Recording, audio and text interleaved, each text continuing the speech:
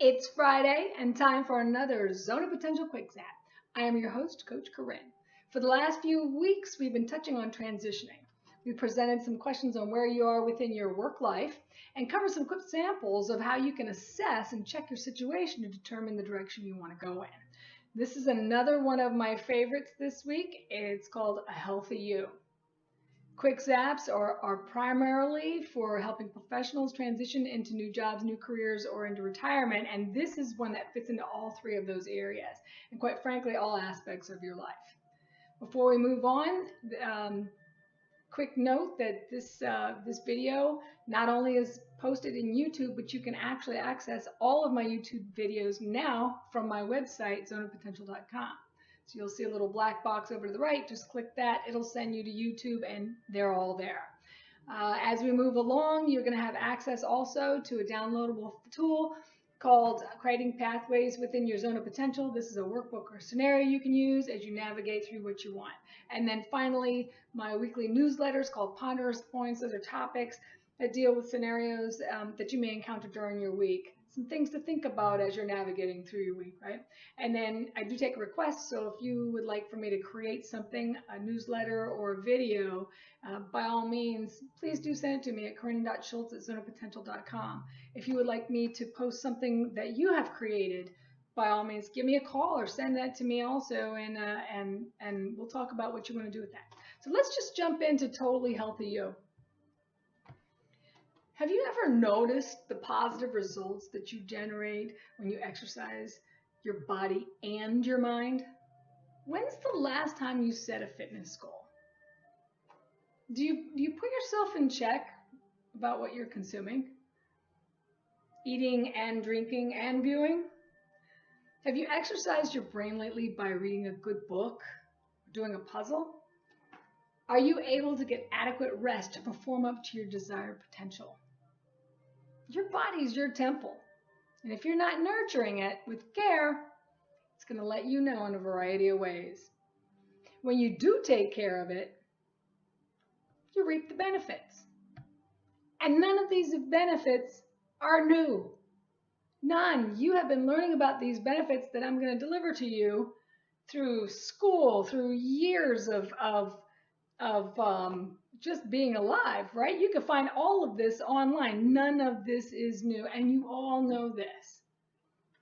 For your body, increased blood flow, your circulatory system improves. Improved sleep, you sleep harder and deeper, and you feel more rested. Your body cleanses itself, not only through what you do in the good old restroom, but also through your sweat.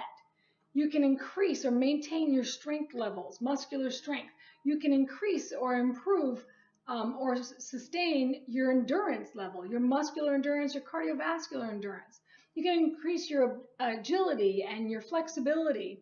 And then in terms of your energy, absolutely increased endorphins, which will boost your energy. And in terms of your mind, you can expand your vocabulary. You're reading more words, more different words. Whether you look them up or not, you'll end up kind of getting what they are. You improve your focus and your concentration. You increase your attention span.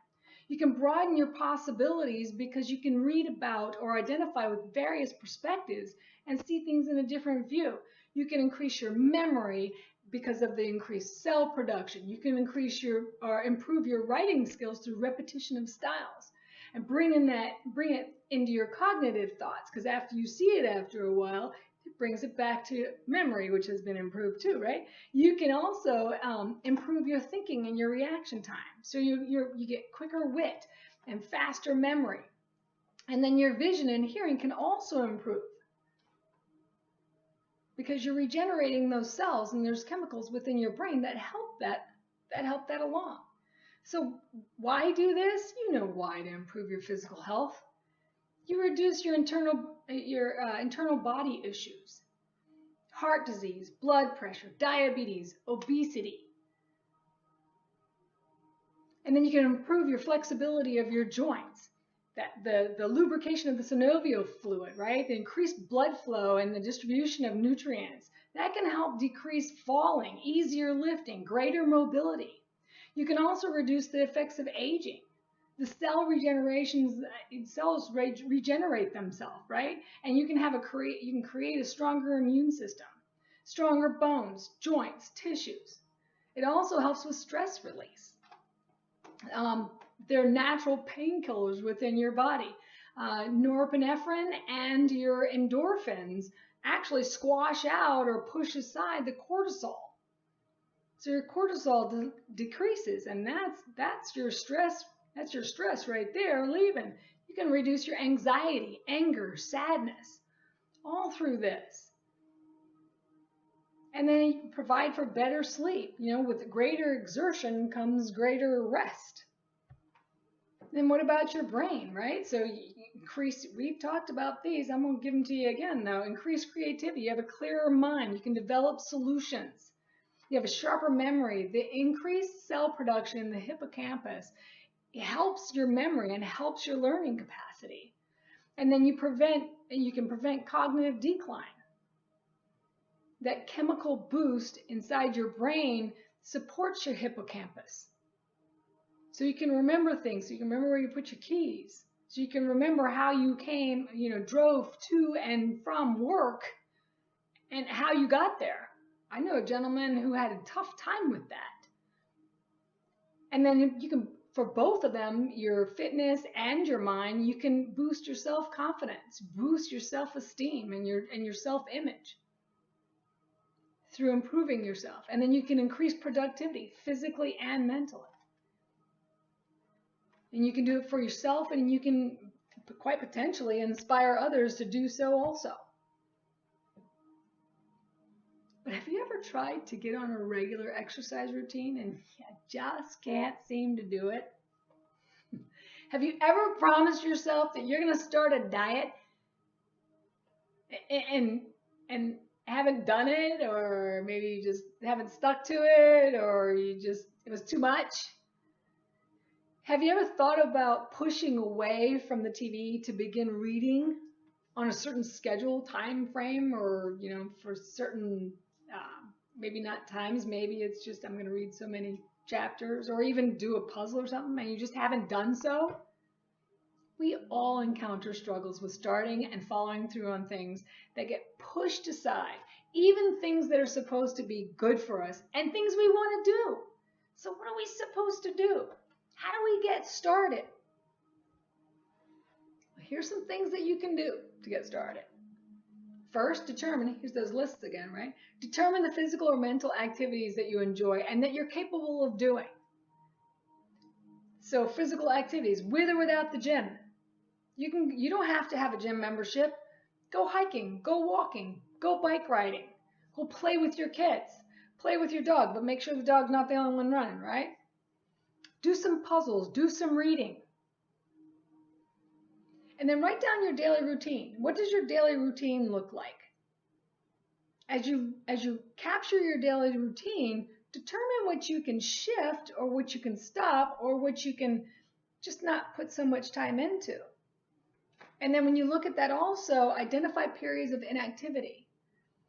So where is the white space, is what we like to call it. Where's that white space where nothing's going on? There's no color code right there. And then when you shift your activities within your schedule, you can actually create more time if you need more time. Maybe you don't need more time. Maybe a half an hour is good for you. And then set a goal. When's the last time you set a goal to do this? And goals aren't hard to set. We're going to talk about goals in the next couple of weeks and what they mean. So set a goal for exercising your body, 5 times a week. 5 times a week, I'm going to do some sort of exercise, and I'm going to track that. And if you're having a hard time doing all this, meeting your goals, phone a friend or join a group. Friend, there's a lot of folks out there who are working out who would love to have you join them. There's meetup groups. Meetup groups go hiking, they go bike riding, they do all that good stuff. Join them. But get the support system around you that you need. But you're not going to go far if you don't feel it. So you need to write it down, why your physical and mental health is important to you. Why is this goal important to you? That's what's going to keep you motivated. Because if you don't understand why it's important to you, why would you even want to do it? Is there something that happened within your life, or is there something that happened within somebody else's life that's driving you to want to do this? But when you do it, it needs to be in a positive realm, not a negative. Don't look at I don't want this. Look at I do want this. I want a healthy body. So because I want to sustain my longevity with my family. I want to increase my mind, so my mental capacity, so I can at least try to avoid brain problems, Alzheimer's. Sometimes you can't. Sometimes it's inevitable. But what can I do for self-maintenance? So if you write down what's important to you and why it's important to you, you'll have more probability of sticking to it. And then check yourself. Check your excuses. What are you telling yourself? Oh, there's not enough time to read or to work out. I don't have a gym membership, so I can't work out. I don't know what to do. I don't know what puzzles are out there. I don't know what mind games are out there. I don't know what books to read. I don't like to work out with the opposite sex, around me. Find a remedy. You've got a lot, if you have a lot of excuses, but you really want to do this, you need to rid those excuses. And then check your willpower. Sometimes, sometimes you think, I'm too tired. I bore easily from sitting and reading. It's so boring. Or doing the same workout routine. Maybe you need some motivation. Start moving. The hardest part about doing anything is just starting it. And I don't know if I've said this in other videos, but it takes 21 days to create a new habit. To actually basically own the habit. And then change it up. Not change the habit up, change what you're doing up. You want to do some exercise, but you don't have to do the same thing every time. You want to read something, but if you don't like to read a book because it's so thick and you'll forget what you ever read before, even though I'm telling you that you're going to improve your memory, read magazines, right? So change it up. It doesn't have to be the same thing, and it helps with variety. Get an exercise buddy or join a group or a club, like I said before. That'll help.